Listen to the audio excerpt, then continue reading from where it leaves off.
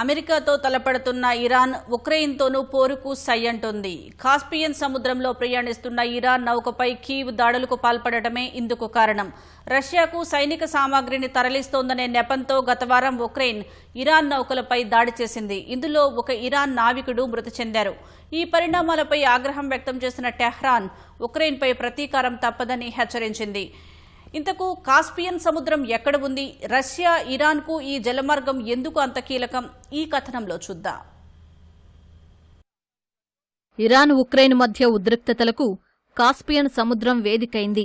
రష్యాకు సైనిక సామగ్రి సరఫరా చేస్తోందనే నెపంతో ఇరాన్ నౌకపై ఉక్రెయిన్ డ్రోన్ దాడులకు పాల్పడింది. ఈ ఘటన రెండు దేశాల మధ్య ఉద్రిక్తతలను పెంచింది. కాస్పియన్ సముద్రం ఇరాన్కు ఉత్తరాన ఉంది. వాస్తవానికి ఇదొక సరస్సు.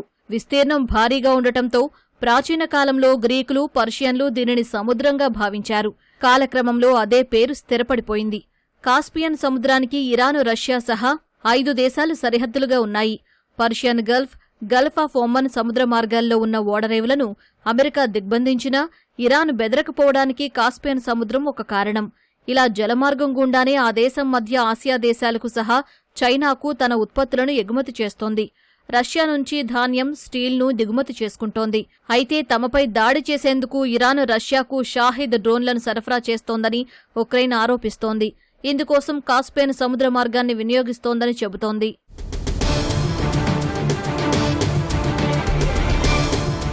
వాస్తవానికి రష్యా, ఉక్రెయిన్ మధ్య 4 ఏళ్లకు పైగా సాగుతోన్న యుద్ధంలో ఇరాన్ ఎప్పుడూ నేరుగా జోక్యం చేసుకోలేదు. అయితే యుద్ధం ప్రారంభమైన తొలినాళ్లలో మాస్కోకు టెహ్రాన్ చౌకైన షాహిద్ డ్రోన్లు సరఫరా చేసినట్లు అప్పట్లో పలు కథనాలు వెలువడ్డాయి. కాస్పియన్ సముద్రం నుంచే వాటిని తరలించినట్లు అవి పేర్కొన్నాయి. క్షిపణులను కూడా రష్యాకు ఇరాన్ తరలించిందని కొన్ని అమెరికా వార్తా సంస్థలు కథనాలు ప్రచురించాయి.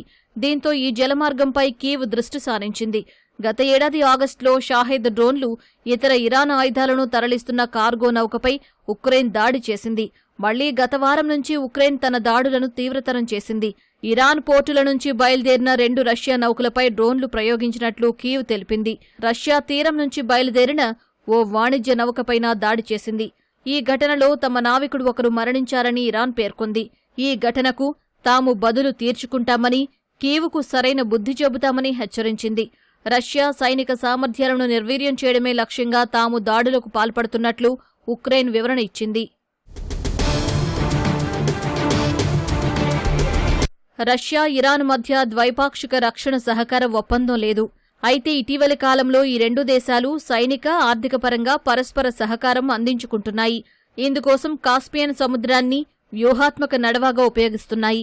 ఈ జలమార్గం నుంచే టెహ్రాన్కు డ్రోన్ విడిభాగాలను మాస్కో చేరవేస్తున్నట్లు ఆరోపణలు ఉన్నాయి. ఈ కారణంగానే ఇరాన్ పోరాట సామర్థ్యాలు వేగంగా క్షీణించడం లేదని గతంలో అమెరికా మీడియా కథనాలు వెల్లడించాయి.